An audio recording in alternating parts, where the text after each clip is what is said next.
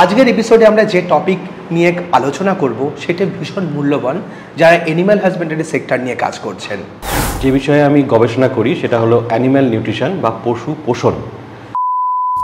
আমরা যদি দানা মিশ্রণ নিজেরাই ভালোভাবে তৈরি করতে পারি বাড়িতে, তাহলে সেই দানা মিশ্রণ প্রতি কেজি দুধের জন্য 400 গ্রাম দানা মিশ্রণ লাগবে।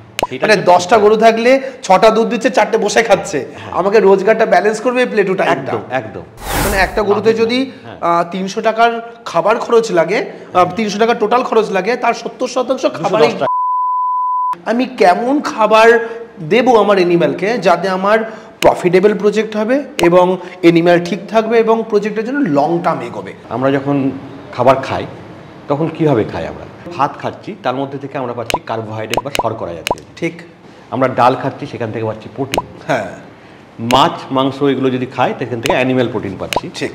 আমরা শাক খাচ্ছি, সেখান থেকে আমরা ভিটামিন পাচ্ছি। সেরকমভাবে আমরা যখন গরু বা ছাগল এদের যখন খাওয়াই, আমাদের চিন্তা করতে হবে এইভাবে প্রত্যেকটা নিউট্রিয়েন্ট যেন তারা পায়। নিউট্রিয়েন্ট কিন্তু মূলত 6টা নিউট্রিয়েন্ট আছে। সেই 6টা কি? তো গরু যখন দুধ দিচ্ছে প্রচুর পরিমাণে ক্যালসিয়াম তার শরীর থেকে বেরিয়ে যাচ্ছে। আবার তো দুধ দেবে, যেটা বেরোচ্ছে সেটা ইনপুট দিতে হবে। ইয়েস, শূন্য থেকে কিছু তৈরি হয় না। অতএব সেই ক্যালসিয়ামটা আমাদের খাবারের মাধ্যমে দিতে হবে। এদের ছাড়া হয়তো অ্যানিম্যাল 7 দিন, 10 দিন, 20 দিন, 25 দিন বেঁচে যাবে, বেঁচে থাকতে পারবে, হয়তো দুর্বল হয়ে যাবে, জল ছাড়া বাঁচতে পারবে না। পশু খাদ্য এবং পশুর সুস্বাস্থ্য এটা ভীষণ ইম্পর্টেন্ট যদি আপনারা কোনো কমার্শিয়াল ফার্ম বানাতে চান অথবা গৃহপালিত অ্যানিম্যাল নিয়ে কাজ করতে চান। এক্ষেত্রে আমরা আজকে এমন একজন মানুষকে পেয়েছি যিনি national dairy research institute Kalyani NDIR এর প্রিন্সিপাল সায়েন্টিস্ট এবং তিনি একজন নিউট্রিশনিস্টও। আমাদের সঙ্গে রয়েছেন ডক্টর অনুপম চক্রবর্তী। নমস্কার স্যার। নমস্কার। নমস্কার। আপনি আপনার পরিচয়টা যদি ছোট করে বলেন যে কি ধরনের কাজের সঙ্গে বর্তমান রয়েছেন বা আপনার প্রফেশনটা। আপনি বললেন আমি কল্যাণীতে অবস্থিত ন্যাশনাল ডেয়ারি রিসার্চ ইনস্টিটিউট, অর্থাৎ ছোটো করে বললে NDRI, সেখানে প্রিন্সিপাল সায়েন্টিস্ট বা প্রধান বৈজ্ঞানিক রূপে কর্মরত। আমার যে বিষয়ে আমি গবেষণা করি সেটা হলো অ্যানিম্যাল নিউট্রিশন বা পশু পোষণ। মানে কিভাবে খাওয়ালে ধরুন গরু ছাগল ইত্যাদি গৃহপালিত যে জীবজন্তু আছে তাদেরকে ভালো রাখা যাবে, তাদের থেকে আরও বেশি লাভ পাওয়া যাবে, সেই বিষয়ে আমার গবেষণা। আচ্ছা, তো কতদিন হলো কর্মজীবন? আমার কর্মজীবন 25 বছর হয়ে গেছে। আচ্ছা। প্রথম দিকে আমি পশ্চিমবঙ্গে ছিলাম না, তার প্রথম যে পোস্টিং সেখানে ছিল অরুণাচল প্রদেশের দিরাং। আচ্ছা। সেখানে আমি মূলত কাজ করতাম, ওখানে ইয়াক বা চমড়ি গাই পাওয়া যায়। ওকে। আমাদের সেই সেন্টারটার নাম ছিল NRC অন ইয়াক, ন্যাশনাল রিসার্চ সেন্টার অন ইয়াক। সেখানে আমরা ইয়াকের ওপরে আমরা কাজ করেছিলাম। আচ্ছা। তারপর প্রায় 20 বছর হয়ে গেল আমি এখানে কল্যাণীতে কর্মরত NDRI, এবার এখানেই কাজ করছি। আচ্ছা স্যার, আপনি যদি একটু NDRI-কে এক্সপ্লেন করেন, NDRI-এর কাজ কি ধরনের অ্যাক্টিভিটির সঙ্গে যুক্ত আছেন? NDRI হচ্ছে ন্যাশনাল ডেয়ারি রিসার্চ ইনস্টিটিউট। এটা হলো ICAR বা Indian council of agricultural research, তার আন্ডারে একটা প্রধান ইনস্টিটিউট। এই মেন কাজ যেটা হলো সেটা হলো, আমরা নামেই বুঝতে পারছেন, ন্যাশনাল ডেয়ারি রিসার্চ ইনস্টিটিউট, অর্থাৎ গরু মোষ ইত্যাদি যেসব দুধ পাই, ক্যাটল যেটা বলা হয়, সেই দুধ কিভাবে, এই দুধের উৎপাদন কীভাবে বাড়ানো যায়, প্রোডাকশন কীভাবে বাড়ানো যায়, এবং তার সাথে সাথে এই যে দুধ আমরা পেলাম সেই দুধ থেকে দুগ্ধজাত কী ধরনের প্রোডাক্ট তৈরি করা যায় এবং তার থেকে আরও বেশি লাভ পাওয়া যায়। এই বিষয়ে আমাদের গবেষণা। আমাদের যেটা মেন সেন্টার সেটা হচ্ছে হরিয়ানার কার্নাল বলে একটা শহরে অবস্থিত NDRI। সেটা একটা বিশাল ইনস্টিটিউট, তো বলা হয় এশিয়ার মধ্যে একটা অন্যতম প্রধান ইনস্টিটিউট এই বিষয়ে। আর এর দুটি সাব সেন্টার আছে, একটা হচ্ছে ইস্টার্ন রিজিওনাল সেন্টার যেটা হলো কিনা আমাদের কল্যাণীতে অবস্থিত, আরেকটি হলো সাউদার্ন রিজিওনাল স্টেশন SRS, সেটা হলো ব্যাঙ্গালোরে। ওকে, তার মানে আমাদের এই ওয়েস্ট বেঙ্গল, আসাম, মণিপুর, ত্রিপুরা, সিকিম, এই পুরো জায়গাটা এইটা দিচ্ছে। আমাদের এই পূর্ব ভারতীয় এবং উত্তর পূর্ব ভারতীয় যেমন পশ্চিমবঙ্গ, ঝাড়খণ্ড, বিহার ইত্যাদি, উড়িষ্যা ইত্যাদি, এবং উত্তর পূর্ব ভারতের যে 7টি স্টেট, 7 সিস্টার্স বলা হয়, এবং সিকিম, এই সবাইকে নিয়ে আমাদের কাজ। আচ্ছা, তার মানে এনডিআরআই শুধু ওয়েস্ট বেঙ্গলে সীমাবদ্ধ নেই, বিভিন্ন স্টেটে যেতে হচ্ছে তাদেরকে। অবশ্যই আমরা যাই, এই তো এই গত মাসে আমরা আসাম গেছি ধুবড়ি জেলায়, আবার আগামী মাসে আমরা যাব ত্রিপুরাতে, সেখানে বাগমা বলে একটি জেলায়। এভাবে বিভিন্ন সবকটি স্টেটেই প্রায় আমরা যাই এবং সেখানে আমরা বিভিন্ন ধরনের ট্রেনিং করাই।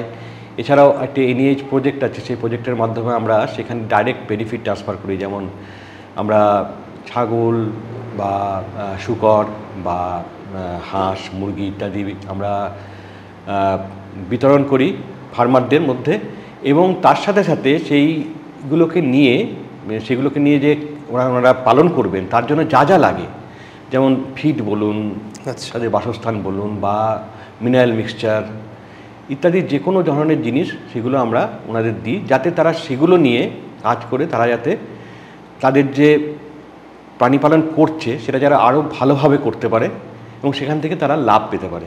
আচ্ছা, এই ক্যাম্পেইনটার নাম কি? এই ক্যাম্পেইনটা অ্যাকচুয়ালি ভারত সরকারের একটি প্রজেক্ট, এটাকে বলা হয় NEH project, north eastern hill region project.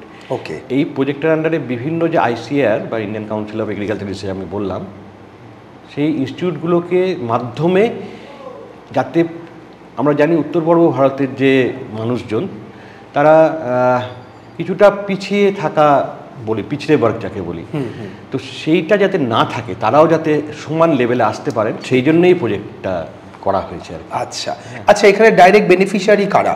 Farmer না ফার্মার কমিউনিটি নাকি ফার্মার্স প্রডিউসার কোম্পানি, কারা এর সঙ্গে যুক্ত? আমরা একেবারে এটা হচ্ছে ডাইরেক্ট বেনিফিট ট্রান্সফার, মানে ডাইরেক্টলি আমরা ফার্মারদের সাথে কাজ করি। একদম আমাদের যা যা দেওয়ার পুরোপুরি ফার্মারদের দেওয়া হয়, ডাইরেক্টলি তাদের নামে দেওয়া হয়। কাজেই একদম এখানে কোনো আমরা নিশ্চয়ই সাহায্য নিই, বিভিন্ন ওখানকার যে ইনস্টিটিউটগুলো সাহায্য নিয়ে, যেমন সেই ইনস্টিটিউট বলতে কেভিকে, কৃষি বিজ্ঞান কেন্দ্র, বা অন্যান্য যে যদি কোনো আইসিআর ইনস্টিটিউট থাকে তাদের সাহায্য নিই, বা কোনো এনজিও যদি সেখানে খুব ভালো অপারেট করে তাদেরও সাহায্য নিই। কিন্তু তাদের সাহায্যে আমরা কাজটা করি কিন্তু ডাইরেক্ট ফার্মারদের সঙ্গে, তাদের ট্রেনিং দেওয়া, এবং ওখানে গিয়ে ট্রেনিং দিই শুধু তাই নয়, ওখান থেকেও ফার্মারদের আমরা নিয়ে আসি। আমাদের যে এনডিআরআই একটা খুব সুন্দর একটা ফার্ম আছে, ক্যাটেল এবং গোট দুটোরই, সেখানে তারা এসে ডাইরেক্টলি তারা দেখে কীভাবে পালন করা হয়, এবং তাদের আমরা বিভিন্ন বিষয়ে আমাদের বৈজ্ঞানিক আছেন, যেমন আমি অ্যানিমেল নিউট্রিশন, সেরকম আরও বিভিন্ন সাবজেক্টের যারা বিশেষজ্ঞ আছেন তারা তাদের ডাইরেক্টলি ট্রেনিং দেন। আচ্ছা আচ্ছা, এই এনডিআরআইতে কি সাধারণ ফার্মারকে ডাইরেক্ট তারা এনকোয়ারিটা রাখতে পারে, নাকি কোনো মিডিয়ামের মাধ্যমে আসতে হয়? না না, এটা যেমন নর্থ ইস্টের ক্ষেত্রে বললাম, আমরা এভাবে যাই এবং সেখানে কাজ করি। আর এখানেও যে কোনো ফার্মাররা যখন খুশি আসতে পারেন, আমাদের এনডিআরআই আসতে পারেন। এবং তবে আমি বলবো আমাদের ওয়েবসাইট আছে, সেখানে আমাদের ঠিকানা বা ইত্যাদি দেওয়া আছে, সেখানের মাধ্যমে আপনারা যদি এটা চিঠি লেখেন যে আপনারা ইভেন যদি ট্রেনিংও করতে চান বা ভিজিট করতে চান, তারা ডাইরেক্টলিও আসতে পারেন। আবার কোনো এনজিও বা কোনো অন্যান্য কেভিকে বা অন্যান্য কোনো গ্রাম পঞ্চায়েতের মাধ্যমেও আসতে পারেন, যে আমরা এখানে ট্রেনিং করতে চাই, গ্রুপ ট্রেনিং করতে চাই, এভাবে করতে পারি। এছাড়া যেভাবে আমি বললাম এনইএইচ প্রজেক্ট, এরকম আরও দুটি প্রজেক্ট আমাদের এখানে চলে, যেটা হচ্ছে টিএসপি, এটা হচ্ছে ট্রাইবাল সাব প্রজেক্ট। আচ্ছা, এটা মেনলি ট্রাইবাল বা উপজাতিদের জন্য ভেবে তৈরি করা। আরেকটা হচ্ছে চলে যেটা হচ্ছে SC/SP, এটা হচ্ছে শিডিউল কাস্টদের জন্য। এক্ষেত্রেও আমরা বিনামূল্যে ট্রেনিং এবং যেভাবে বললাম যে নর্থ ইস্টে আমরা কাজ করি ডাইরেক্ট বেনিফিট ট্রান্সফার, সেগুলো করে থাকি। আচ্ছা, এবার স্যার আমরা একটু মূল সাবজেক্টে ফিরে আসি, যেটা নিয়ে আমরা আলোচনা করব ভেবেছিলাম, সেটা হচ্ছে এনিম্যাল নিউট্রিশন, যেখানে আমরা প্রাণীর সুস্বাস্থ্য, সুখাদ্য এগুলো বলে থাকতে পারি। বেশিরভাগ গ্রামগঞ্জে ফার্মাররা তো প্রাণীর খাবার নিয়ে বিষয়টাই বোঝে না, জানে যে বাগান থেকে দুটো পাতা ভেঙে খাইয়ে দেবো, বাড়িতে একটু ফ্যান জল আছে খাওয়াবো, অথবা একটুখানি কুড়ো দানা কিনে নিয়ে আসলাম, একটু খাইয়ে দিলাম, এনিম্যাল পালন হয়ে যাবে, পশুপালন হয়ে যাবে, আমি শেষে একটু দুধ পাবো বা একটা ছাগলের বাচ্চা উৎপাদন বড় করব, সেটা মার্কেটে বেচে দেবো, আমার রোজগার। এনিম্যাল ফার্মিংটা গ্রামগঞ্জে এইভাবেই হয়ে আছে। বর্তমানে বহু মানুষ একটু কমার্শিয়ালি ভাবার চেষ্টা করছে যে আমি একটু বড় একটা সেট আপ বসাবো, যেখানে 100 গরু থাকতে পারে বা 500 ছাগল থাকতে পারে, এরকম অনেকের ভাবনা তৈরি হয়েছে। সেই জায়গায় গিয়ে কোনো কারণে তারা আটকে যাচ্ছে যে আমি কেমন খাবার দেবো আমার এনিম্যালকে যাতে আমার প্রফিটেবল প্রজেক্ট হবে এবং এনিম্যাল ঠিক থাকবে এবং প্রজেক্টের জন্য লং টার্ম এগোবে, আমার মধ্যেখানে এই জন্য 1-1.5 বছরের মাথায় কি কোনো সমস্যায় না পড়তে হয় এনিম্যাল নিয়ে। এই বিষয়টা অনেকটা বড়, সাবজেক্টটা অনেক ডেপথ, আপনি যদি আপনার মতো করে একটু ফার্মারদের দিক থেকে বোঝানোর চেষ্টা করেন। নিশ্চয়ই। প্রথম যে কথাটা বললেন অ্যানিম্যাল নিউট্রিশন, তো আমি প্রথমে বলতে হবে অ্যানিম্যাল নিউট্রিশন ব্যাপারটা কী। ঠিক। অ্যানিম্যাল নিউট্রিশন বলতে প্রাণী পোষণ। যেমন আমরা যখন খাবার খাই তখন কীভাবে খাই আমরা যেমন ভাত মানে শুধুমাত্র ভাত তো খাই না, ভাতের সঙ্গে আমরা একটু ডাল নিই, হ্যাঁ, একটু শাক পাতা নিই, একটু মাছ বা মাংস যারা খান তারা খান, নাহলে পনির খান যারা ভেজিটেরিয়ান, হ্যাঁ এইভাবে নিই। কেন নিই? কারণ এই যে যেমন ভাত খাচ্ছি তার মধ্যে থেকে আমরা পাচ্ছি কার্বোহাইড্রেট বা শর্করা জাতীয়। ঠিক। আমরা ডাল খাচ্ছি সেখান থেকে পাচ্ছি প্রোটিন। হ্যাঁ। মাছ মাংস এগুলো যদি খাই সেখান থেকে অ্যানিম্যাল প্রোটিন পাচ্ছি। ঠিক। আমরা শাক খাচ্ছি সেখান থেকে আমরা ভিটামিন পাচ্ছি। সেরকমভাবে আমরা যখন গরু বা ছাগল এদের যখন খাওয়াই আমাদের চিন্তা করতে হবে এইভাবে প্রত্যেকটা নিউট্রিয়েন্ট যেন তারা পায়। ঠিক। নিউট্রিয়েন্ট যেটা বললাম আমি একটু বোঝাই, নিউট্রিয়েন্ট কিন্তু মূলত 6টা নিউট্রিয়েন্ট আছে, তার জন্যে কিন্তু আমরা খাই বা খাওয়াই। আচ্ছা। সমান আমাদের মতোই ওদের ক্ষেত্রেও। সেই 6টা কি? প্রথম হচ্ছে কার্বোহাইড্রেট বা শর্করা। আচ্ছা। দ্বিতীয় হচ্ছে প্রোটিন, যেটাকে আমরা বিল্ডিং ব্লকও বলি আমাদের শরীরের, এবং যে কোনো প্রোডাক্ট যে হয় যেমন দুধই বলুন বা মাংস বলুন তার তৈরি হয় প্রোটিন দিয়ে। ঠিক ঠিক। যেমন ব্লক সাজায় বাচ্চারা, ব্লক সাজিয়ে খেলে, সেই প্রোটিনের ব্লক দিয়ে তৈরি হয়। আচ্ছা। প্রোটিন হলো। এরপরে লাগে ফ্যাট, সামান্য পরিমাণে লাগে। ফ্যাট মানে ভয় পাওয়ার কিছু নেই, আমরা যেমন ভয় পেয়ে যাই ফ্যাট খেলে কী হবে, কিন্তু ফ্যাটও দরকার শরীরের জন্য, কিন্তু অল্প পরিমাণে দরকার। স্কিন গ্লেজ আনার জন্য বা সে প্রোটিনকে ব্যালেন্স করার জন্য অবশ্যই। অ্যাকচুয়ালি কার্বোহাইড্রেট এবং ফ্যাট এগুলো হলো এনার্জি বা শক্তির সেটার উৎস। প্রোটিন আমি বললাম এটা হচ্ছে বিল্ডিং ব্লক। আর কি লাগে? আর লাগে হচ্ছে মিনারেল বা খনিজ লবণ। ঠিক। আমরা যেমন একটু নুন খাই, এছাড়া বিভিন্ন যে খাবার খাই তার মধ্যে কিন্তু অনেক কিছু, প্রত্যেকটা খাবারের মধ্যেই মিনারেলস থাকে। ঠিক ঠিক ঠিক। যখন অল্প পরিমাণে থাকে তখন আমাদের বাইরে থেকে সে নিতে হয়। আমাদেরও ডাক্তারবাবুরা অনেক সময় মিনারেল সাপ্লিমেন্ট দেন, এটা আয়রনের বা অন্যান্য বিভিন্ন দেন। আমরা ফার্মে গিয়ে দেখেছি একটা রক সল্টের একটা পাথর বসিয়ে রেখে দিয়েছে। একদম কেন দরকার সেটা বলছি। এবার গরুর ক্ষেত্রে এই মিনারেল সম্বন্ধে যখন বলি, আমি গরুকে একটা উদাহরণ হিসেবে নিই। গরু মেনলি আমরা পালন করি কেন? গরুর দুধ দেয়, তাই। ঠিক। মূলত আমরা সেই জন্যই পালন করি। এবার দেখবেন দুধ যখন আমরা খাওয়াই, আমাদের ডাক্তারবাবুরাও বলেন, আমরা বাচ্চাদের বলি দুধ খাওয়া ভালো করে, হাড় শক্ত হবে। কেন হবে? কারণ দুধে থাকে ক্যালসিয়াম, প্রচুর পরিমাণে ক্যালসিয়াম একটা মিনারেল। তো গরু যখন দুধ দিচ্ছে, ধরুন 10 লিটার দিচ্ছে, 5 লিটার দিচ্ছে, 20 লিটার দিচ্ছে, প্রচুর পরিমাণে ক্যালসিয়াম তার শরীর থেকে বেরিয়ে যাচ্ছে। তো এই ক্যালসিয়াম যে বেরিয়ে যাচ্ছে, তো আবার তো ক্যালসিয়াম না, আবার তো দুধ দেবে, যেটা বেরোচ্ছে সেটা ইনপুট দিতে হবে। ইয়েস, শূন্য থেকে কিছু তৈরি হয় না। অতএব সেই ক্যালসিয়ামটা আমাদের খাবারের মাধ্যমে দিতে হবে। সেই ক্যালসিয়ামটা যদি না দিই কী হবে? গরু প্রাথমিকভাবে চেষ্টা করবে দুধটা দিয়ে যাবে, দুধটা দেবে, তখন কোথা থেকে ক্যালসিয়ামটা আসবে? তার শরীর থেকে আসবে। শরীরের কোথায় থেকে আসবে? হাড় থেকে আসবে, মাংস থেকে আসবে। ফলে গরু আস্তে আস্তে দুর্বল হয়ে পড়বে। পরবর্তীকালে সে প্রথমে তার দুধ প্রোডাকশন কমে যাবে, তারপরে তার শরীরটাও দেখবো ভেঙে যাচ্ছে। আমরা দেখি এটা যে দুধ দেওয়ার পরে শরীর ভেঙে যাচ্ছে। আমরা আমাদের যারা চাষি ভাইরা তারা প্রায়ই বলেন এটা হচ্ছে। তার একটা মূল কারণ কিন্তু পর্যাপ্ত পরিমাণে খাবার না দেওয়া, বিশেষত ক্যালসিয়াম। ক্যালসিয়ামের কথা আমরা ভুলে যাই, হয়তো তারা অন্যান্য খাবার দিচ্ছে, মানে মিনারেলসের সঙ্গে ক্যালসিয়ামটাও সমান পরিমাণ দিতে হবে। মিনারেল মিক্সচারে ক্যালসিয়াম থাকে। এবার আমরা দেখেছি একটা বছর 10 আগে আমরা একটা সার্ভে প্রজেক্ট করেছিলাম, সেখানে দেখেছিলাম অধিকাংশ ফার্মাররা অন্যান্য খাবার হয়তো খাওয়াচ্ছেন, কিন্তু এই মিনারেল মিক্সচার কিন্তু আলাদা করে খাওয়াচ্ছেন না। তারা ভাবছেন এটা তো হয়েই যাবে, হয়তো নুন দিচ্ছেন একটু, নুনটাও মিনারেল মিক্সচার, মানে মিনারেল কি ওদের সোডিয়াম থাকে, ক্লোরিন থাকে, সেটা তো সামান্য সোডিয়াম আর ক্লোরাইড দিচ্ছে, বাকিগুলো কোথা থেকে পাবে? খাবার থেকে সব পাচ্ছে না। বিশেষত ক্যালসিয়াম প্রচুর পরিমাণে দরকার। এই যে মিনারেল মিক্সচার বাজারে কিনতে পাওয়া যায় তার মধ্যে মেনলি থাকে ক্যালসিয়াম এবং ফসফরাস, তার সঙ্গে অন্যান্য কিছু মাইক্রোনিউট্রিয়েন্ট, মাইক্রো মিনারেলস থাকে, যেমন জিঙ্ক, কোবাল্ট, আয়রন ইত্যাদি ইত্যাদি, ম্যাঙ্গানিজ। আচ্ছা, ঠিক ক্যালসিয়ামের কথা আমাদের ভাবতে হবে বেশি করে, অন্যান্য খনিজ লবণের কথাও ভাবতে হবে। তাহলে আমরা প্রথমে পেলাম হচ্ছে ফাইবার, তারপরে প্রোটিন, তারপর ক্যালসিয়াম বা মিনারেল, ফ্যাট, আর কি আইটেম বলছি? ফাইবার মানে ফাইবার সঠিকভাবে বলবো না, কার্বোহাইড্রেট। কার্বোহাইড্রেট একটা পার্ট হচ্ছে ফাইবার, আর এটা হচ্ছে সলিবল সুগার। ঠিক। এর পরের অংশটা হচ্ছে ভিটামিন। এবার গরু বা ছাগল যখন পর্যাপ্ত পরিমাণে ঘাস ইত্যাদি খাওয়াচ্ছি তখন আলাদা করে ভিটামিন দেওয়ার দরকার পড়ে না। কিন্তু আমাদের বহু ফার্মার আছেন তাদের আলাদা করে জমি নেই যেখানে ঘাস চাষ করতে পারবেন, বা বর্ষাকাল ছাড়া বাইরের থেকে যে ঘাস কেটে খাওয়াবে সেটাও পাওয়া যায় না। এছাড়া আমাদের দেখবেন যে আগে আমরা যখন আমাদের ছোটোবেলাতেও দেখেছি প্রচুর প্রত্যেকটা গ্রামে বা শহরে আশেপাশে প্রচুর পরিমাণে চারণভূমি বা গ্রেজিং ল্যান্ড থাকতো, যেখানে গরু ছাগল চড়ে খেত। ঠিক। এখন দেখবেন কমে যাচ্ছে, দিনে দিনে আরবানাইজেশন বা শহরীকরণ হচ্ছে, নগরীকরণ হচ্ছে, ফলে সেই জায়গাটাও কমে যাচ্ছে, ফলে সবুজ ঘাসের যোগানটা কমে যাচ্ছে। এবার সবুজ ঘাসের যোগান নেই মানে ভিটামিনের যোগান নেই। ঠিক। সেক্ষেত্রে আমাদের আলাদা করে ভিটামিনের কথাটাও ভাবতে হবে। আচ্ছা। এই যে মিনারেল মিক্সচারগুলো কিনতে পাওয়া যায় বাজারে, সেই মিনারেল মিক্সচার কিন্তু দুরকম কিনতে পাওয়া যায়। একটা হচ্ছে ভিটামিন দেওয়া, একটা হচ্ছে ভিটামিন না দেওয়া। আচ্ছা। যদি আমরা পর্যাপ্ত পরিমাণে সবুজ ঘাস না খাওয়াতে পারি, সেক্ষেত্রে কিন্তু ভিটামিন দেওয়া মিনারেল মিক্সচারটাই আমি চাষি ভাইদের অনুরোধ করবো খাওয়াতে। আমি 5টা বললাম, আরেকটা খুব ইম্পর্টেন্ট, কিন্তু এটার কথা আমরা ভুলে যাই, কারণ এটা আমরা এখনো পর্যন্ত কিনে খাওয়াতে হয় না, সেটা হচ্ছে জল। জল হচ্ছে সব থেকে ইম্পর্টেন্ট নিউট্রিয়েন্ট, কিন্তু জল আমরা যেহেতু এখনো পর্যন্ত আমরা ফ্রিলি পাই, অ্যাটলিস্ট আমরা হয়তো মিনারেল অনেক সময় বোতল কিনে খাই, কিন্তু অ্যানিমেলের জন্য ফ্রিতেই পাই, সেই জন্য আমরা এটার কথা ভাবি না। কিন্তু জল কিন্তু পর্যাপ্ত পরিমাণে দিতে হবে। আমি যেমন বললাম ক্যালসিয়াম দুধের সঙ্গে প্রচুর পরিমাণে বেরিয়ে যাচ্ছে, দুধের সঙ্গে কিন্তু প্রচুর পরিমাণে জলও বেরিয়ে যাচ্ছে। দুধের মধ্যে তো 80% উপর জলই। ঠিক ঠিক ঠিক। জলও কিন্তু কাজে একটা দুধ দিচ্ছে যখন, তখন জল প্রচুর পরিমাণে দিতে হবে। যারা দুধ দিচ্ছে না তাদের জন্য এই যে শরীরবৃত্তীয় বিভিন্ন কাজ, জল ছাড়া কিন্তু শরীরের মধ্যে সবসময় কিন্তু প্রচুর ক্রিয়া বিক্রিয়া হচ্ছে শরীরের মধ্যে, আমাদেরও হচ্ছে, অ্যানিমেলেরও হচ্ছে। তার প্রতিটির জন্য প্রচুর পরিমাণে জল লাগে।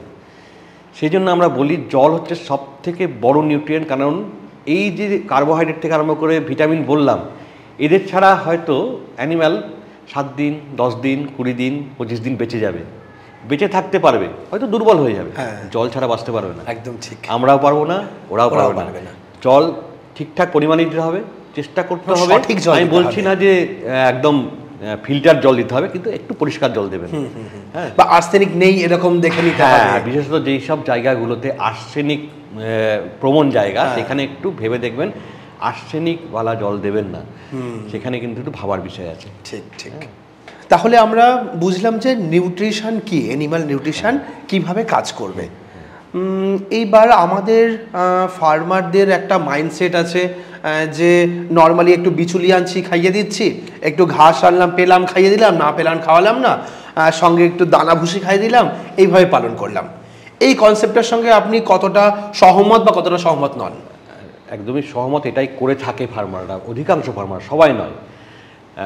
আমি যে একটা বললাম না, একটা 10 বছর আগে একটা সার্ভে প্রজেক্ট করেছিলাম, আমি দেখেছিলাম অধিকাংশ ফার্মাররা এভাবেই খাওয়ায়। মেনলি তারা স্ট্র খাওয়ায় বা বিচালি, কারণ সেটা ঘরে তারা রাইস উৎপন্ন করে, তার থেকে বিচালিটা পায়, সেই বিচালিটা খাওয়াচ্ছে, তার সঙ্গে হয়তো সামান্য পরিমাণে দানা খাদ্য খাওয়াচ্ছে, সেটাও আলাদা আলাদাভাবে। হয়তো কখনো একটু ভুট্টার দানা, কখনো হয়তো চালের খুদ রান্না করে খাওয়াচ্ছে, রেশন থেকে চাল পাচ্ছে, ওটা খাইয়ে দিচ্ছে রান্না। এইরকমভাবেই যেটা পাচ্ছে অল্প পরিমাণে খাওয়াচ্ছে, কিন্তু সেখানে কিন্তু কোনো হিসাব করে খাওয়াচ্ছে না। কোন গরুকে কতটা খাওয়াবো, কোন গরু কতটা দুধ দিচ্ছে, তার কতটা দরকার, সেই হিসাবটা থাকছে না কিন্তু। ঠিক।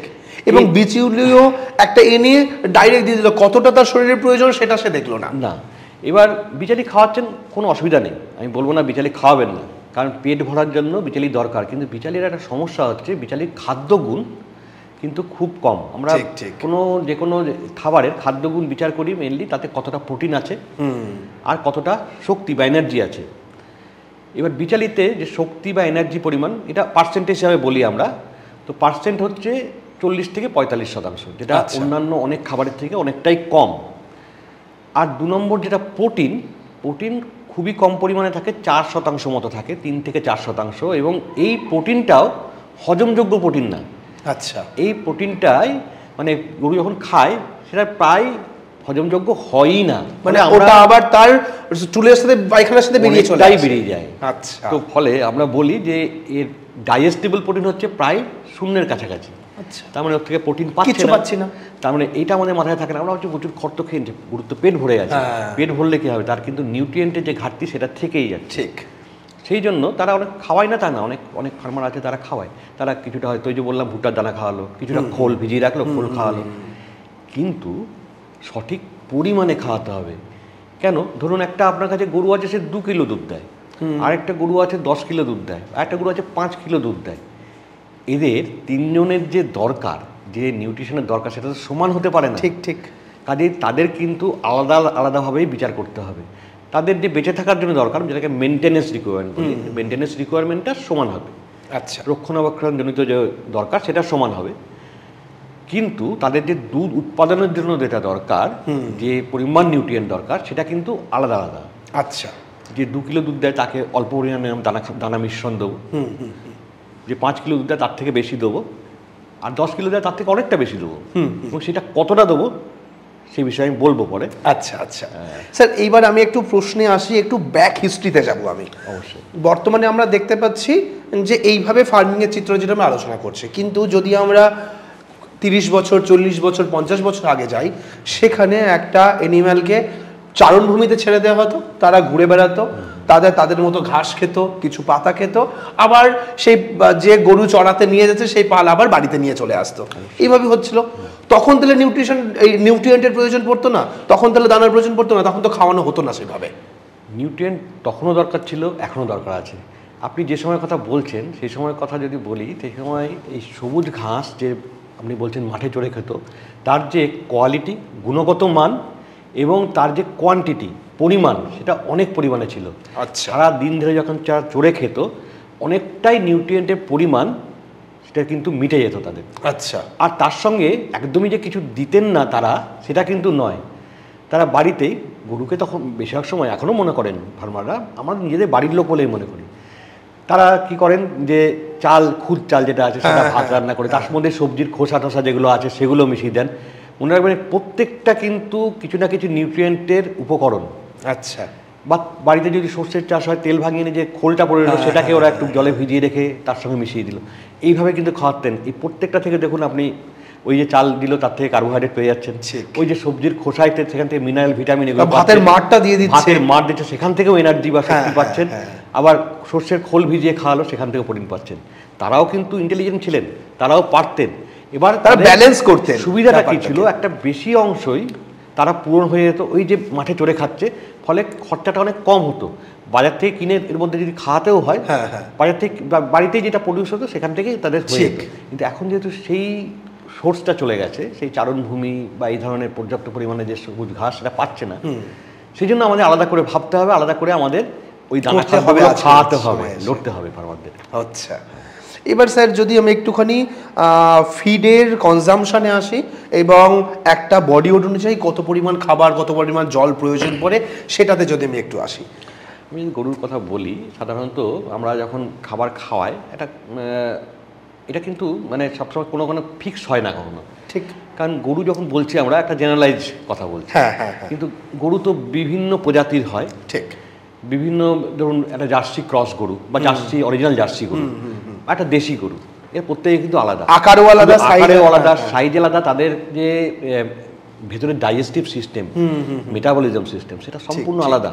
ফলে তাদের খাবারের পদ্ধতি, তাদের কতটা খাওয়াবো, এগুলো সবকিছু আলাদা, একটু না একটু আলাদা হয়। আর স্যার আরেকটা জিনিস কি আছে, সেটা হচ্ছে অঞ্চল ভেদে গরুর খাবারও পার্থক্য হয়ে যায়। অঞ্চল ভেদে গরুর খাবারের পার্থক্য এই জন্যই হয় যে বিভিন্ন যে লোকালি অ্যাভেলেবল যে ফিড রিসোর্স, মানে স্থানীয় যে খাদ্য উপাদানগুলো, সেগুলো আলাদা আলাদা হয়ে যায়। কারণ ধরুন এখানে আমরা সর্ষের খোলের কথা বলি, আবার এখান থেকে যদি আপনি নর্থ ইন্ডিয়া বা ওয়েস্টার্ন ইন্ডিয়ায় চলে যান, সেখানে কিন্তু তারা ওয়েস্টার্ন ইন্ডিয়ার বাদামের খোলের কথা তারা বেশি বলে।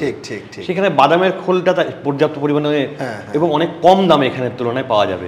এখানে সর্ষের খোলটা আমরা অনেক কম দামে পাচ্ছি, কারণ সর্ষের উৎপাদনটা অনেক বেশি। আমাদের এখানে বিচুলি খাওয়াই, ওখানে গমের ভুসি খাওয়াই বা গমের গাছ খাওয়াই। এখানে ধানের বিচুলি খাওয়াই, এখানে গমের বিচুলি খাওয়াই, কোনো কোনো জায়গায় ভুট্টার বিচুলি, একদম, আবার কোনো জায়গায় মিলেটস খাওয়াই, ওটসের বিচুলি খাওয়াই। ঠিক এইভাবেই মানে ভেদাভেদ, জায়গা বিশেষে পার্থক্য হয়। ওকে, এবার তাহলে স্যার আমি যদি একটু জেনারেল প্রশ্নে আসি, যে একটা গরুর ওজন অ্যাভারেজ 200 বা 300 কিলো, তাহলে তার পুরো ওজন অনুযায়ী কত পার্সেন্ট তার ফিড লাগবে, কত পার্সেন্ট জল লাগবে এবং কিভাবে এটাকে ডিভাইড করবে? আপনি বললেন মোটামুটি, হ্যাঁ 250-300 কেজি ঠিকই বলেছেন। মোটামুটি আমরা যদি দেখি এখানে যে ক্রস ব্রেড অ্যানিম্যালগুলো, জার্সি ক্রস, যদি আমরা দেখি যে যেগুলো দেশি গরু সেগুলোর ওজন মোটামুটি 200 কেজির আশেপাশে থাকে, আর যেগুলো জার্সি ক্রস সেগুলো 300 কেজি প্লাস হয়ে যায়, প্লাস মাইনাস হয়। তো এরকম একটা গরু ধরে নিচ্ছি 300 কেজি, যেটা ফার্ম করবে জার্সি ক্রসব্রেড গরু 300 কেজি, সেক্ষেত্রে আমরা প্রথমেই ভাববো যে এই গরুটার মেনটেনেন্স খরচা, যেমন একটা গাড়ির ক্ষেত্রে আমরা ভাবি যে মেনটেনেন্সের একটা খরচা আছে, আর তেলের খরচ আলাদা। কিন্তু ঠিক তেলের খরচটা আমি কতটা রান করবো তার উপর, 100 কিলোমিটার যায় তার জন্য একটা তেল লাগবে, হ্যাঁ 50 কিলোমিটার জন্য তার জন্য আলাদা তেল লাগবে। মেনটেন্যান্স খরচা কিন্তু প্রায় একই থেকে যায় অনেক ক্ষেত্রে, তাই না? তার কিছু মোবিল চেঞ্জ করবো একই পরিমাণ তাদের দেবো, ব্যাপারটাই আর মেনটেন্যান্স খরচা কিছু না কিছু খারাপ হবে, এগুলো মেনটেন্যান্স খরচা ধরে রাখতে হয়। সেই রকমই গরু ক্ষেত্রেও সে যে ধরনের গরু হয়, 300 কেজি গরুর জন্য একটা মেনটেন্যান্সের দরকার আছে।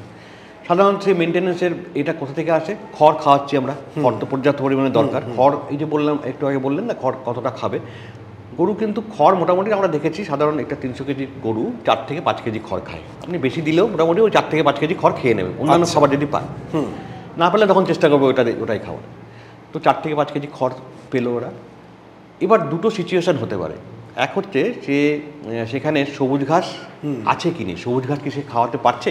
আচ্ছা, যদি খাওয়াতে পারে, কি ধরনের সবুজ ঘাস খাওয়াচ্ছে? এই দুটো প্রশ্ন উত্তর আমাকে পেতে হবে। আচ্ছা, ফার্মারদের কাছে সেটা সে নিজে জানে। ঠিক, সবুজ ঘাস যেমন একটা হচ্ছে যে মাঠে চড়ে খেতে পারে, আবার মাঠে ফার্মাররা সবুজ ঘাসের চাষও করেন, বিশেষ করে নদিয়া, মুর্শিদাবাদ, বর্ধমান, এই 3টে জেলায় তো আমি নিজের চোখে দেখেছি অনেক ফার্মারই সবুজ ঘাসের চাষ করেন, যে সময় অন্যান্য চাষ হয় না সবুজ ঘাসের চাষ। মানে আপনি বলতে চাইছেন স্টল ফিডিং প্রসেসে যারা ফার্মিং করে, হ্যাঁ মেনলি তারা গরুকে ছাড়ে না, তারা কিন্তু কেটে নিয়ে এসে মাঠ থেকে ঘাস কেটে নিয়ে এসে খাওয়ায়। ঠিক, সেই সবুজ ঘাস যখন খাওয়াচ্ছে, সবুজ ঘাসের কিন্তু দুটো প্রকার হয়। একটাকে বলি আমরা শুটি জাতীয় সবুজ ঘাস বা ইংরেজিতে লেগুমিনাস ফডার। আচ্ছা, আর একটা হচ্ছে নন লেগুমিনাস, এটা শুটি জাতীয় নয়। আচ্ছা, শুটি জাতীয় কোনগুলো? যেমন বার্সিম, গাইমুগ বা রাইস বিন ইত্যাদি ইত্যাদি, আরও অনেক দানা হয়। হ্যাঁ, সেগুলোর স্পেশালিটি কি? সেগুলোর স্পেশালিটি হচ্ছে আমরা ছোটবেলায় পড়েছিলাম না যে মটরশুঁটি, এই জাতীয় গাছগুলো শুটি জাতীয়, মটরশুঁটি বলি আমরা। একদম একদম। এদের একটা স্পেশালিটি হচ্ছে এদের মধ্যে একটা ব্যাকটেরিয়া তৈরি হয়, রুটের ওখানে থাকে, যে ব্যাকটেরিয়াগুলো বাতাস থেকে নাইট্রোজেন ঠিক ঠিক ধরতে পারে। বাতাসে প্রচুর নাইট্রোজেন থাকে, সেই নাইট্রোজেনটাকে থেকে ওরা প্রোটিন তৈরি করতে পারে। আচ্ছা, প্রোটিন কিন্তু নাইট্রোজেন থেকে তৈরি হয়, সেই প্রোটিন তৈরি করে। সেই প্রোটিন ওরা কোথায় যায়? ওই গাছের কাণ্ডে, পাতায় এতে চলে যায়। ঠিক, ফলে সেই ঘাসগুলো প্রচুর প্রোটিন সমৃদ্ধ হয়ে ওঠে। আচ্ছা, সেই প্রোটিন সমৃদ্ধ ঘাস ওর মধ্যে প্রায় ধরুন 15 থেকে 25% পর্যন্ত প্রোটিন থাকতে পারে। আচ্ছা আচ্ছা। আর বাকি যেগুলো শুটি জাতীয় নয়, নন লেগুমিনাস ফডার, সেগুলোর মধ্যে আসে ভুট্টা, তারপরে আসে সরগম বা জোয়ার, বাজরা ইত্যাদি, আরো অনেক আছে। এখন নেপিয়ার অবশ্যই, এগুলো সবই হচ্ছে যেগুলো শুটি জাতীয় নয়। এগুলোও ভালো, বলবো না এগুলো, কিন্তু এগুলোতে প্রোটিনটা কম থাকে। এগুলোতে প্রোটিন থাকে মোটামুটি 7 থেকে 10-11 ম্যাক্সিমাম, তার বেশি কখনোই যাবে না, এই পরিমাণ প্রোটিন থাকে। ফলে ওগুলো প্রোটিন সমৃদ্ধ, এগুলো প্রোটিন নয়। এবার যদি বলি এনার্জির ব্যাপারটা, সেটা কিন্তু দুটোতেই প্রায় সমান সমান। বরঞ্চ এই যেগুলো শুটি জাতীয় নয়, যেহেতু ওটা প্রোটিনের শতাংশটা বেশি ওই শুটি জাতীয়তে, সেখানে কম একটু, এখানে কিন্তু এনার্জি বা কার্বোহাইড্রেটের পরিমাণটা বেশি থাকে। আচ্ছা, এবং ভুট্টা জাতীয় ঘাস তো খুব পছন্দও করে, খেতে ভালো। ঠিক, যেহেতু কার্বোহাইড্রেট বেশি থাকে, খেতে মিষ্টি হয় খেতে। ফলে দুটোরই দরকার আছে। এবার সেই সবুজ ঘাস যখন খাওয়াচ্ছে, সবুজ ঘাস যদি আমরা মোটামুটি পর্যাপ্ত পরিমাণে দিতে পারি, অ্যাটলিস্ট 15-20 কেজি দিতে পারি, তাহলে কিন্তু ওই যে মেনটেন্যান্সের যে খরচটা, সেটা কিন্তু আর দানা খাদ্য থেকে দিতে হবে না। আচ্ছা, মিটে গেল। ওকে। আর যদি না দিতে পারে, ধরুন সবুজ ঘাস আমি চাষ করিই না, কি করা যাবে? পসিবল না, অল্প স্বল্প হয়তো বাইরে থেকে কেটে 200-250 গ্রাম 500 গ্রাম দিচ্ছি কোনো রকম করে কেটে। সেক্ষেত্রে কিন্তু ওই মেনটেন্যান্সের খরচ ছাড়াও আমাকে অ্যাটলিস্ট ওই যে ওজন অনুযায়ী মেনটেন্যান্সের খরচটা আমাকে দিতে হবে। আচ্ছা, এই ওজনের ব্যাপারটা কিন্তু এই পর্যন্তই থাকে, মেনটেন্যান্সের জায়গাটাই থাকে। যেমন আমি 200 কেজির একটা যদি 200-250 কেজি, 1 কেজি দানা মিশ্রণের ব্যাপারটা আমি পরে বোঝাবো। আপাতত দানা মিশ্রণ বা ম্যাশ বা কনসেন্ট্রেট মিক্সচার, টেকনিক্যাল টার্ম হচ্ছে কনসেন্ট্রেট মিক্সচার, সাধারণত ম্যাশ বলে এটা পরিচিত, বাজারে পাওয়া যায়, বা দানা খাবার বলে আমি বলি দানা মিশ্রণ। তো এই দানা মিশ্রণ দিতে হবে 1 কিলো দিতে হবে, যদি 200-250 কেজির মধ্যে থাকে। যদি এখন 300 কেজি বা তার আশেপাশে 350 কেজি চলে যাচ্ছে, 300 কেজি তখন মোটামুটি 1.5 কেজি আমাকে দানা মিশ্রণ দিতে হবে। যদি আরও বড় জাতের গরু হয় তার একটু বেশি দেবেন। এটা ফার্মাররা নিজেরাই বুঝতে পারবে, মানে 1 থেকে 2 কেজির মধ্যে থাকবে। আচ্ছা, এইটা মেনটেন্যান্সের জন্য, কারণ তার বডি ওয়েট বেশি, তার মেনটেন্যান্স খরচা বেশি হবে। একটা বড় গাড়ি যখন মেনটেন্যান্সও বেশি হয়, সেরকম এটা হয়ে গেলে মেনটেন্যান্সের ব্যাপার। আচ্ছা, সবুজ ঘাস না পেলে 1 থেকে 1.5 কিলো 300 কিলোর গরুর ক্ষেত্রে দিতে হবে। দিতে হবে। এবার আসছি আমি দুধের জন্য কতটা খাওয়াবো। ঠিক, দানা মিশ্রণ। দুধের জন্য দানা মিশ্রণ আমি দেব, আমরা যদি দানা মিশ্রণ নিজেরাই ভালোভাবে তৈরি করতে পারি বাড়িতে, তাহলে সেই দানা মিশ্রণ প্রতি কেজি দুধের জন্য 400 গ্রাম দানা মিশ্রণ লাগবে। আচ্ছা, তার মানে 1 কিলো দুধ 400 গ্রাম দানা। একদম, যদি আমরা ঠিকঠাক দানা মিশ্রণ বাড়িতে বানিয়ে নিতে পারি, 400 গ্রাম দানা মিশ্রণ লাগবে। সেই দানা মিশ্রণ ধরুন 5 কিলো দুধ দেয়, তার মানে খুব সহজ হিসাব, 5 কিলো × 400, 2 কিলো আপনাকে দানা মিশ্রণ এক্সট্রা দিতে হবে। ঠিক, মানে ওই যে বললাম যে হিসাব করে খাওয়াতেন না, এই হিসাবটা এখান থেকে আসবে। মেনটেন্যান্সের জন্য তো ফিক্স থাকলো, সেটা জানি আমি এতটা দিতে হবে। ঠিক, এরপরে আসবে যে 10 কিলো দুধ দেয়, তাই কিন্তু আমরা সেভাবে আমরা 10 কিলো দিলে 5 কিলো দিতে হবে, 4.5 কিলো। হ্যাঁ, মানে 4 থেকে থাকে। তো আমরা কি করবো, আমরা ফার্মারদের কি বলবো, 400 গ্রামের একটা কৌটো তৈরি করে নেবেন। বারবার তো এরকম ওজন করে দেওয়া সম্ভব না। ঠিক, আমি একে এত কৌটো দেবো, হ্যাঁ, মানে একদম এই সহজ হিসাব। এটা এইভাবে আমি যদি করি তাহলে কিন্তু সবসময় ব্যাপারটা সহজ থাকবে। আমি সবসময় চেষ্টা করবো সহজভাবে বলা। ঠিক, তো এইভাবে আমরা কি গরু আপনি সহজেই একটা ফার্মার হিসাব করে নিতে পারবেন, আমার এই গরুটার জন্য কতটা দিতে হবে, এই গরুটার জন্য কতটা, একবার লিখে নেবেন।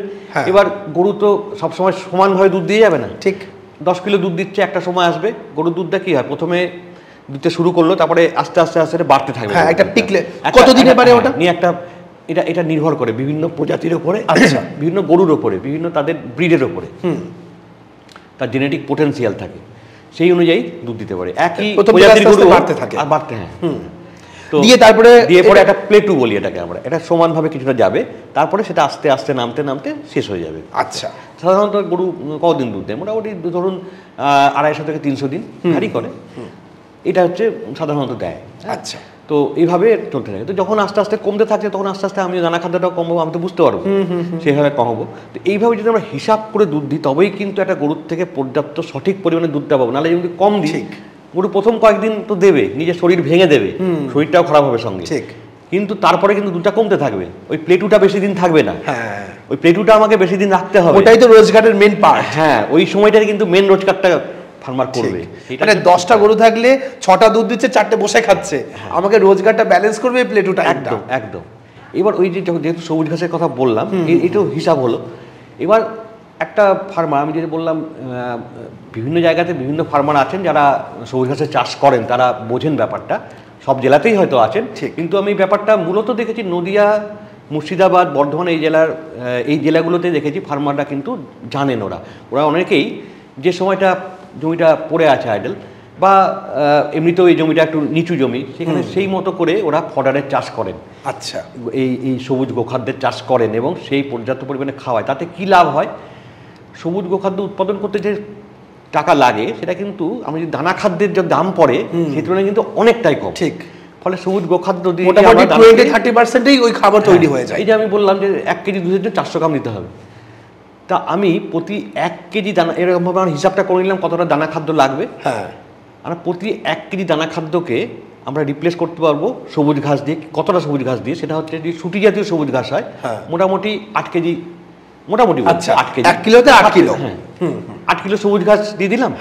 আমি 1 কিলো দানা খাদ্য, এই 8 কিলো দিলে পরে সবুজ ঘাস দিলে, শুটি জাতীয় সবুজ ঘাস আমি 1 কিলো দানা কমিয়ে দিতে পারবো। আর শুটি জাতীয় যদি না হয়, তাহলে 12-13 কিলো, 12 কিলো মতো, বা 12 কিলো 13 কিলো, যেমন ভুট্টা, যেগুলো প্রচুর অনেক খেতে পারে, এবং 12 কিলোর যে দাম পড়বে, সেটা কিন্তু 1 কিলো দানা খাদ্যের দামের অর্ধেক পড়বে। ঠিক, ফলে যদি আমি লাভদায়ীভাবে করতে চাই, সবুজ ঘাসের চাষ কিন্তু জরুরি। এবার সবার পক্ষে তো সম্ভব না, তার জমি অতটা নেই, এখন জমি তো অনেক ভাগ হয়ে গেছে না, সেই জন্য তাদেরকে দানা মিশ্রণ খাওয়াবেন তারা, এবং সেই দানা মিশ্রণটা কিভাবে খাওয়াবেন সেটাও আমরা টপিকে আসছি। স্যার, এইবার আরেকটা পার্টে আমরা একটু আলোচনা করবো, সেটা হচ্ছে জল। কতটা পরিমাণ জল খাওয়ানোর প্রয়োজন এক একটা অ্যানিমালকে? দেখুন, এই জলের ব্যাপারটা কিন্তু হিসাব করার দরকার নেই, সাধারণত জল পর্যাপ্ত পরিমাণে দিতে হবে। কীভাবে দিতে হবে, ফার্মাররা জানেন, অধিকাংশ ফার্মাররা আমার থেকেও ভালো জানেন।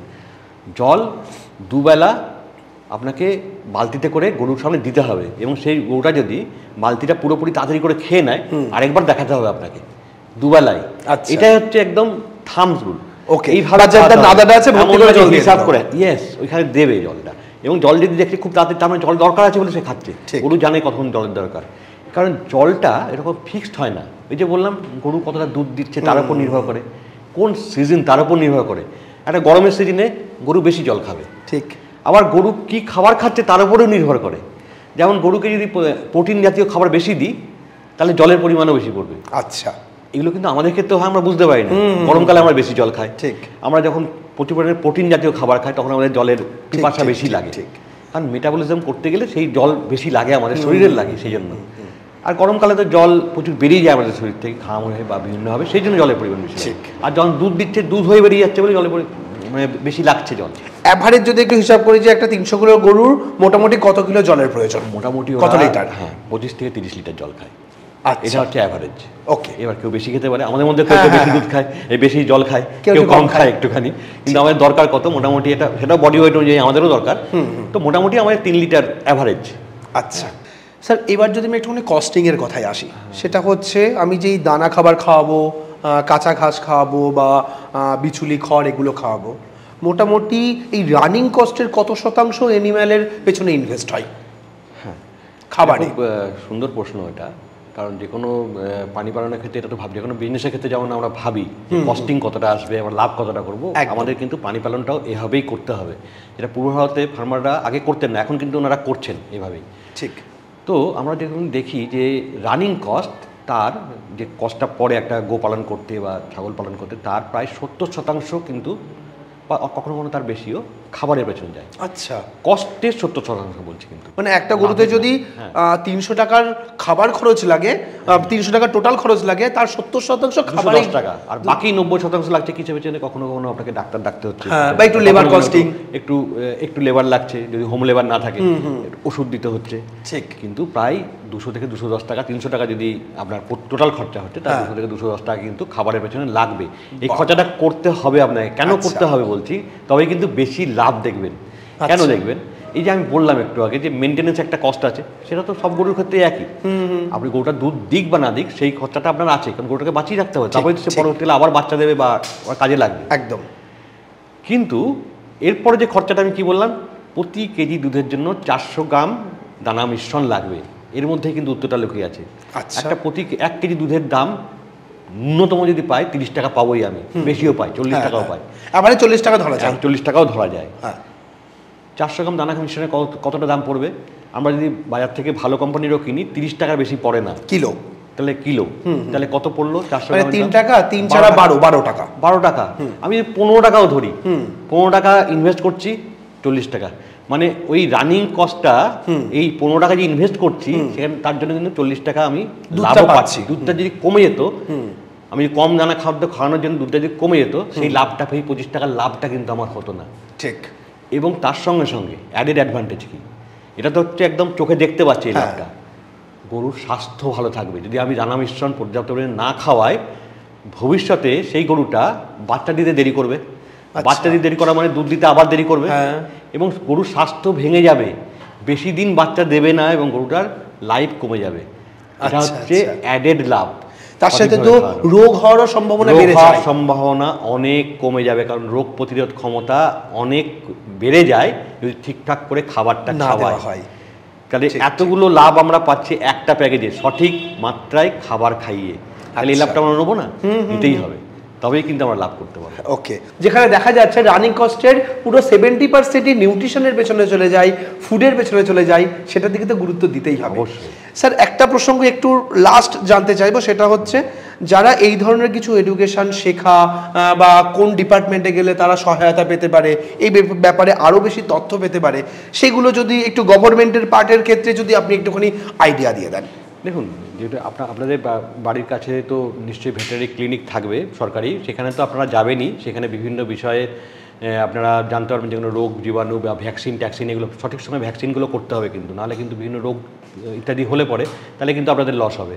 তো সেই বিষয়ে আপনাদের কাছাকাছি যে ক্লিনিকগুলো আছে, বা পাশাপাশি যদি কোনো কৃষি বিজ্ঞান কেন্দ্র থাকে, সেখানে আপনারা এগুলো সম্বন্ধে জানতে পারবেন, অনেক সহায়তাও পেতে পারেন বিভিন্ন রকমের। এছাড়াও আমরা আছি এনডিআরআই, ন্যাশনাল ডেয়ারি রিসার্চ ইনস্টিটিউট, এখানে আপনারা সবসময় ওয়েলকাম, আপনারা আসতে পারেন। আমরা নদিয়ার বিভিন্ন জায়গায় আমরা কাজ করি, নদিয়া শুধু না, পুরো পশ্চিমবঙ্গেরই বিভিন্ন জেলায় আমরা কাজ করি, পশ্চিমবঙ্গের বাইরেও আমরা কাজ করি, আমরা আগেও বলেছি নর্থ ইস্টে আমরা কাজ করি, সেখানে ফার্মারদেরও বলছি আপনারা ইন্ডিয়ায় আপনারা অলওয়েজ ওয়েলকাম। এখানে আমরা বিভিন্ন রকম ট্রেনিং আমরা সারা বছর ধরে করে থাকি, এবং সেই ট্রেনিংগুলোতে গরুর ব্যাপারেও ট্রেনিং করে থাকি, ছাগলের ব্যাপারেও ট্রেনিং করে থাকি, তার পুষ্টি, তার রিপ্রোডাকশান, তার এআই করা ইত্যাদি বিভিন্ন বিষয়ে ট্রেনিং আমরা করে থাকি। সেগুলো আমাদের ওয়েবসাইট আছে, ওয়েবসাইটে আপনারা এনডিআরআই ইআরএস বলে সার্চ দিলেও পাবেন, বা এনডিআরআই বলে সার্চ দেবেন, সেখান থেকে আপনার নম্বর পাবেন। আপনাদের নদিয়া কল্যাণী খুব একটা দূরে নয়, সেখানে আপনারা আসতে পারেন যারা এখানকার ফার্মাররা আছেন, কাছাকাছি ফার্মাররা আছেন। সেখানে গেলে পরে আপনারা একটা এক্সপোজারও পাবেন। খুব সুন্দর আমাদের একটা ক্যাটেল ফার্ম আছে, একটা গোট ফার্ম আছে, এবং তার সাথে সাথে আপনারা ট্রেনিং করতে চাইলে সেই বিষয়ে আপনারা খোঁজ পেতে পারবেন। আচ্ছা, তো স্যার বেশ কিছু তথ্য আপনাদের দিলেন যেখান থেকে আপনারা সরাসরি যোগাযোগ করতে পারেন বা সেখানে গিয়ে শিখতে পারেন। যদি তবুও অসুবিধা হয় আপনারা সরাসরি আমাদের সঙ্গে যোগাযোগ করতে পারেন। আমরা চেষ্টা করব সঠিক জায়গায় আপনার এলাকার কাছাকাছি যেটা আছে সেখানে আপনাদের সাথে যোগাযোগ করিয়ে দেওয়ার। আজকের এপিসোডটা আমরা এখানেই শেষ করব। এগ্রি চর্চার এপিসোডের সঙ্গে আপনারা যুক্ত হয়েছেন, এটা আমাদের সত্যিই ভালো লাগছে, এবং এরকম মূল্যবান মানুষদের যে আমরা এই এপিসোডে পাচ্ছি তার জন্য স্যারকে অসংখ্য ধন্যবাদ। তো সকলে ভালো থাকুন, সুস্থ থাকুন, বাই।